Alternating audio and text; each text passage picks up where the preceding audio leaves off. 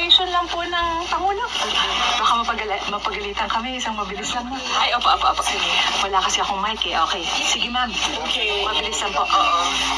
Kamusta po? Oo. Kamusta po si Presidente? Yes, okay naman siya. Nagkita kami ni former President Rodrigo Duterte sa loob. Nandoon pa rin siya sa loob ng hospital. So, hindi pa siguro siya all clear. Base siguro sa assessments ng doctors niya. He's in very good spirits.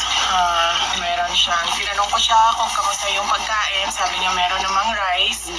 And then, tinanong ko siya kung paano yung ulam. Sabi niya, half-half daw. So, hindi ko alam kung ano ibig sabihin ng half-half.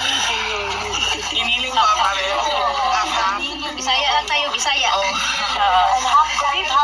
Sandali, Bisaya. VP, Yes. regarding the his legal team and his decision na sabi ni Attorney Roque,